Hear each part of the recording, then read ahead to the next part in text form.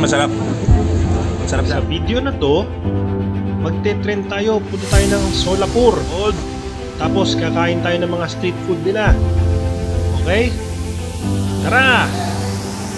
Magandang tanghali mga katropa. Nandito tayo sa Secunderabad Railway Station. Pupunta tayo sa tren mamaya. Meron tayong biyahe. Yan yung kanilang railway. So makikita natin kung ano yung tsura ng tren. Pero bago tayo magpunta doon, magtanghalian muna tayo. Sinerban kami ng papad, appetizer, tsaka sabaw. So kain muna tayo at medyo malilate na kami ha. Okay mga katropa, ito ng ating North Indian Thali. Ang dami. Ano siya, parang plate sampler. Ito yung ating naan bread, no? So mixed vegetables, ito ay paneer, cottage cheese. Ito ay palak, spinach. Tapos hindi ko na alam. Biryani rice, yogurt nila, tapos gulabja as dessert, no? So testingin lang natin, sausaw natin dyan isa-isa, tapos testing. Okay mga katropa, ito yung ating butter naan, no? So kita mo naman, lalangis-langis pa. So nagputol tayo ng konti, against the light pa tayo, nagputol tayo konti, tapos kuha tayo nitong nitong isa. Ang hirap makita sa video, no? Hindi makita. Parang puro sarsa lang, puro gravy lang. So testingin natin yung natis yung lasa, no?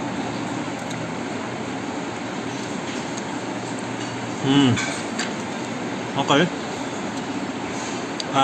Kakaiba yung lasa niya kumpara dun sa mga currying na kakain natin.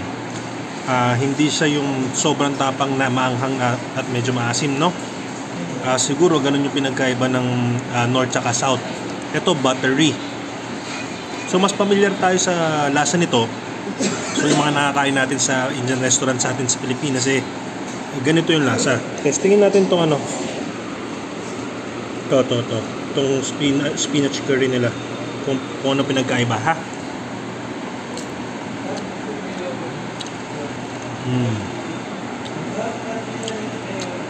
Ano din, hindi masyado matapang yung spices, no? Hindi siya kasing rich ng mga kinakain natin sa dito. More on ano siya. Ito medyo maasim to, itong spinach nila, pero mas malakas yung butter flavor nila, no?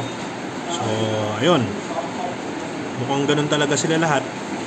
Ano, mamaya na lang pagdating namin doon, ha, kasi medyo nagmamadali na tayo. Okay? Bye. Ito mga katropa, nasa gitna tayo ng platform ng na Secunderabad, no? So daming tao. Kakaiba dito, yung mga hinihintay lang namin yung tren namin. Daming tao dito sa kabilang side, yung mga mga natutulog sa kalsada, mga naghihintay. So pagdating ng tren, tingnan natin. Ayan na mga katropa ang ating tren. Old school na old school, Okay. Para makita nyo kung ano yung itsura niya. Ayun. Mukhang mukha bang sketchy. Ay, maganda yun, mukhang maganda yung loob, Mamaya tingnan natin kung ano yung itsura. Okay mga katropa, sakay na tayo. Medyo scary yung akyatan, no? Ha? Sampa. Yeah. Ito ang CR. Tingnan natin kung ano CR. Tigas, Yun. Okay. Mukha namang malinis. Malinis ang CR. Tapos ito ang ating cabin. Ito yung kanilang executive class. Executive class to. So makikita nyo yung mga may naglilinis. Ayan. So para siyang bus sa atin. Teka, ito kakaiba ha, baligtaran. Meron dito, meron dito. So baligtaran yung upuan niya. Tapos meron siya sa taas na ganyan, mga gamit. So okay naman. Okay naman ang ating executive class. Oh, yan. Okay yung upuan. Okay ang upuan. Okay. Okay mga katropa, binigyan tayo ng snacks. Tingnan natin kung ano. Tingnan natin kung worth it ba i-review or wag na. Ano lang to, samosa, alam na natin to, tsaka tinapay na may cheese. Alam na natin kung ano lasa nito. Wag na to ha, pinakita ko lang kung ano meron. Okay. Okay mga katropa, kita nyo yung train na yan. Yan yung train station ng Solapur. Dumating na tayo sa Solapur. So pagtawid mo, ito kami. Hindi ko mabasa, pero dito kami kakain. Parang karinderya. So yan. Puntahan natin. Puntahan natin yung ating kakainan. So meron silang samosa, alam na natin yan. Tapos hindi ko alam kung ano to, wada, tapos bilog-bilog di ko alam. Ito paw bhaji, nakita na natin to. So umorder tayo nito. Tapos yan, ito, upo tayo dito. Yan, upo tayo dito. Ito na yung upo namin. Pagdating ng food, pakita ko sa inyo, okay? Okay mga katropa, ito na yung ating paw bhaji. So ito yung paw, yun yung tinapay, paw. Ito yung bhaji. Bhaji ay gulay. So mukha siyang, pag tinignan mo dito, mukha siyang pasta sauce, no? Spaghetti sauce, pizza sauce, or lasagna sauce, whatever. Ganyan yung tsura niya. So mukha siyang tomato. So testingin natin para malaman natin kung tomato nga. Okay mga katropa, ito yung ating paw bhaji, no? Pinalaman ko na parang flying saucer.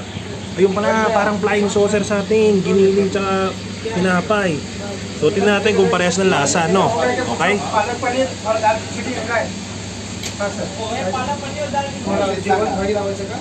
Grabe init.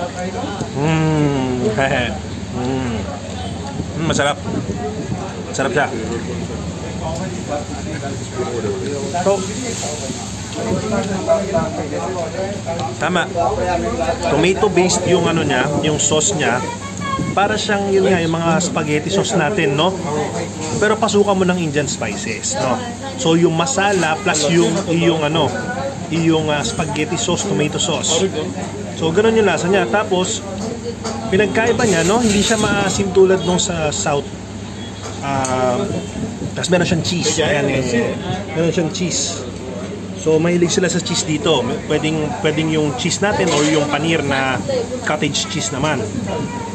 So pag tinikman mo nga siya, yun nga, yung spices niya dito sa lugar na to,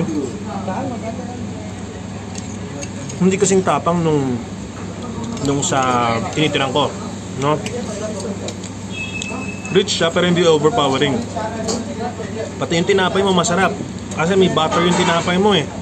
So ito, panalo to. Panalo tong flying saucer na to. Okay, so ito na yung dinner natin. Good night na ako sa inyo. Hindi ko pa alam, pero bukas natin tapusin. Next, no? Okay, good night muna ha. Uwi na kami. Okay mga katropa, ito yung ating auto. Ito yung parang tricycle nila. Dito na kami sa hotel, hindi ko mabasa. Pero meron siyang, meron siyang fine dine, ha? Fine dine. Okay, punta tayo sa lobby. So bilisan natin ng konti kasi umuulan. Ito nyo ng mga sakripisyo natin, makapag-video lang. Okay. Reception. Walang pangalan. Ito to, Sai Prasad Executive. Okay, pasok tayo ha. Ito na mga tropa ang ating bahay-bahayan hotel. 2 single bed, 2 piraso kami. So maliit yung kwarto. May TV, may ceiling fan, May pinto. Tingnan natin kung ano meron dito. Terrace. Okay. May view ba? Tingnan natin. Aray ko! Oh! Ay, merong open na restaurant. Ay, hindi sa amin to. Sa kapitbahay. Ha. Okay. Walang view. May antay nakaw. Antay ibon siguro. Okay. Pasok tayo sa loob ulit. Uy, nalak ako.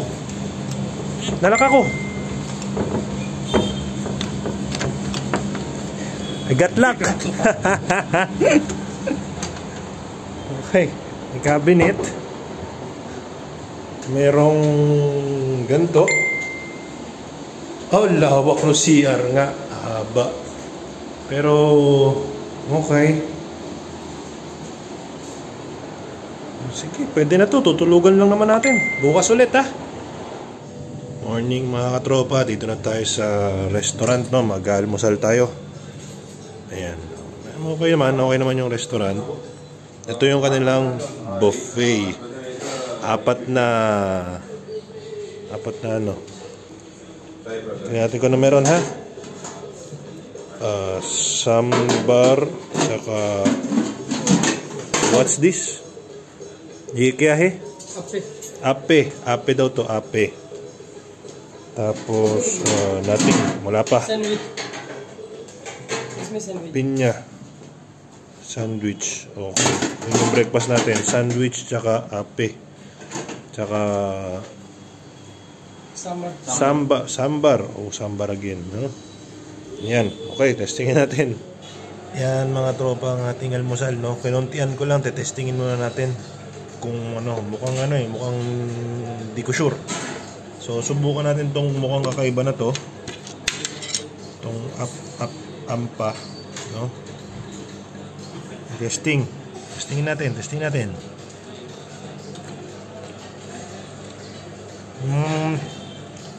Okay. Yung lasa niya parang yung lasa ng ng utapam o kaya ng dosa, no? So para siyang ginawang takoyaki balls, pero yung flour na ginamit mo sa kanya yung same ng utapam. So ayun, medyo familiar yung lasa. Sinausaw natin sa chutney, no? Parang rice flour, maanghang, walang sweetness, hindi masyadong maasim di tulad no sa utapam, no? Pero halos same. Ayan. Halos same siya. Nabukan natin itong sandwich nila. Bukan natin yung sandwich. Okay?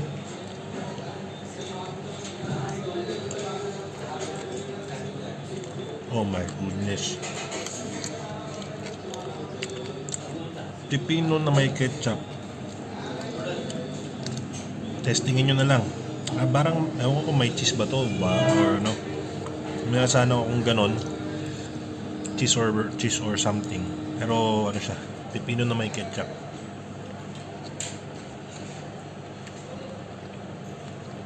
Butter garlic. Ayun. Pinahiran ng butter garlic yung loob. Tapos ang pipino ketchup.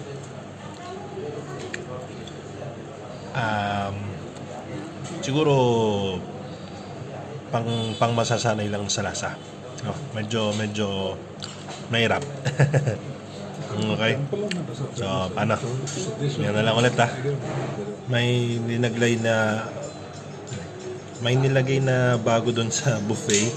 So, hindi ko sana kukunin kasi hindi ko gusto yung itsura, pero try ko daw. Mukha siyang dilaw na puto. Ayan, puto. Tingnan natin kung anong lasa.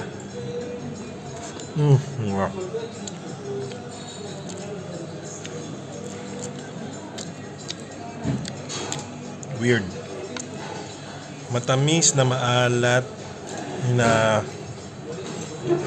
ma-rich. May yung herb, yung spices nila. So, tapos sagi yung loob, malabsak. So, needs to kailangan mo pang masanay din, okay? So, pero tong Itong parang utapang, good yun. Good yung food na yun. Itong dalawa medyo alanganin. Okay? Sige. Maya ulit. Nandito kami ngayon sa isang sugar factory, no? Ito yung statwa ng founder noong 1932. So, ang ano pala dito sa bansa na to, ang sugar factory managed ng gobyerno. Ito, mga statwa nila. Managed ng gobyerno. So, yung mga farmers sa kanila na nabibigyan ng incentives. Sa atin kasi 'di ba puro private. So, ayan. Ito yung mga statwa nila. Mga generations. Okay? Okay mga katropa, magmemerenda tayo. Street food muna. Ito, nakakita ako ng something. So, umorder na ako. Akala ko gagawin nila ng matagal. Yan, kumuha tayo ng Jodhpuri chat. So, kakaiba itsura niya doon sa chat sa atin sa, sa Hyderabad, no?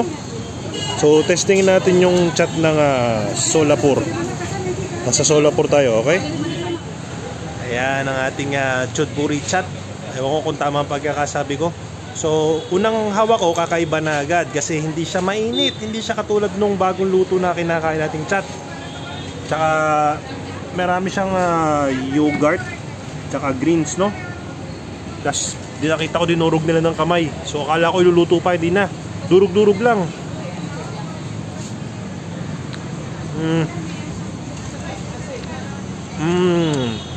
Okay. Iba to. Matamis. Matamis tong kanilang Jodhpuri chat. Para siyang dessert pala. Hindi siya yung parang yung bang parang merienda na na parang nakakabusog. Ano siya? Dessert. Dessert pala kinalabasan niya. Ayan yan. So yung yogurt niya hindi ganun kaasim. Tapos parang merong cinnamon. Tapos yung mint, yung green, no? Ayan yung green. Tapos meron siyang parang mga chichirya. Yung mga crunchy o ilangaw. Mapon. Tapos weird. Hindi man weird. Iba lang siya doon sa na-try natin kasi sa Hyderabad, no? So, all in all, okay naman. Yung texture niya parang yung samosa na dinurog mo yung balata, yung crunchy ng samosa. Tapos yun nga, sama mo ng yogurt, sama mo ng something na matamis, mint juice, no? Okay naman siya. Hindi ko ma-suggest na merenda, dessert siya. Okay? So mamaya, after nito, may nakita ko isa pa doon sa kabila. Testingin natin, okay? Yan, nakita tayo ng landmark dito sa Solapur. So ito yung rotonda. Ito yung kinainan natin ng Jodhpuri chat. So lakad tayo dito, may nakita ako. Ito, sa inyo gustong view. Dito na lang tayo sa kalsada para makita nyo kung anong dinadaanan ko dito. Okay? Ito na, malapit na ako. Ano nakita nyo? Old Mumbai Ice Cream. Testingin natin yan, ha? Okay. Okay mga katropa, ito yung kanilang gelato ice cream, no? So kung makikita nyo, meron silang custard apple. Yan yung atis sa atin. So kuha tayo ng kakaiba, yung hindi pa natin natitikman. So alam na natin kung ano lasa niya, mga butterscotch na yan, at saka yung hindi pa natin natatry, katulad nito. O ano ba yung gulkan na yan? Subukan natin yan. Tapos may nakita akong Anjeer honey. Subukan natin din yan, ha? Okay? Okay mga katropa, ito na yung ice cream natin. So pinaghiwalay na yung scoop. So makikita nyo, dalawa yung ating ice cream. Hindi pala magkasama, no? So ito yung kinuha natin, yung gulkan at saka yung Anjeer honey. Testingin natin itong Anjeer honey para, malagkit. Gelato. Teka.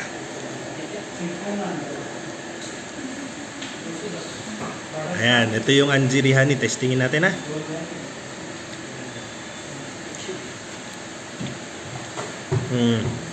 Okay. Akala ko makakalasa ako ng strong honey taste. Hindi siya strong honey taste. Creamy pa rin siya. And hindi ko mahanap yung honey taste, no? Ulitin ko.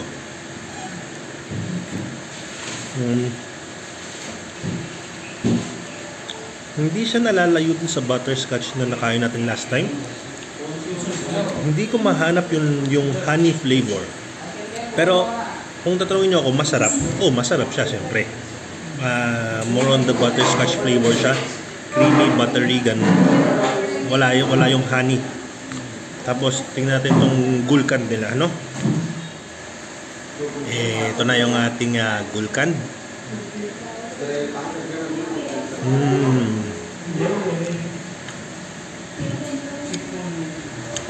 Fruity na creamy, matamis pero hindi matapang sa dila.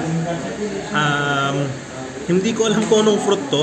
I-google natin para ilalagay ko na lang dyan sa mababasa nyo, no? Masarap.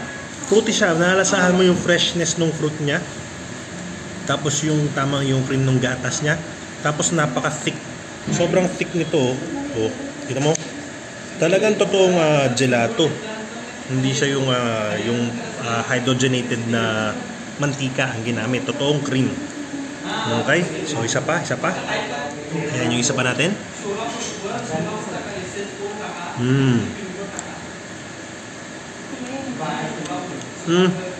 Sa dulo niya, napansin ko na nung medyo dinamihan ko, meron parang texture ng kakaiba. Kung nakatikim na kayo ng chesa, yung texture ng chesa sa dulo, parang earthy. Hindi yung lasa ha, hindi yung lasa ng chesa. Yung texture lang. Isipin mo matamis, masarap, malamig. Tapos chesa. Okay mga katropa, magte-try na tayo. Punta na tayo sa Pune. So maghapunan muna tayo dito. Sopan Restaurant. Oh, it's so fun. Pasok tayo sa loob. Tingnan natin kung na meron. Ayan. Yan ang ating pwesto. Okay, sa gitna. Mainit ng konti pero sige. Okay. Order tayong food. Okay mga katropa, ito na ang hapunan natin. Chicken biryani. Wala tayong nakitang ibang pagkain eh. So testingin natin to. Tingnan natin kung ano pinagkaiba sa Hyderabad, no? Ayan, testingin na natin yung chicken biryani sa train station, no? Tingnan natin kung anong pinagkaiba sa bahay tsaka sa Hyderabad. आप पुणे कब आएगा? पुणे ट्यूजडे रहेगा क्या? Okay. Halos same spices. Halos magkalasa sila. Pero ito definitely less yung richness ng flavor. Siguro nga baka nagko-cost cutting or something. Pero yung klase ng ingredients niya, yung klase ng spices na ginamit sa kanya, same. Malasahan mo yung cardamom, yung cloves, pero hindi ganun katapang. So mas marami yung anghang tsaka yung alat, no? Tapos ayun. Yun yung lasa ng biryani dito. So since marami na tayong biryani nakain, compare lang natin sa Hyderabad, no? Okay? Ano? Sasakay na kami ng train nito mamaya. Pagdating ko sa Pune, mag-start ako ng isa pang series ng video, no? Pero itong Solapur video natin dito na magtatapos. Okay?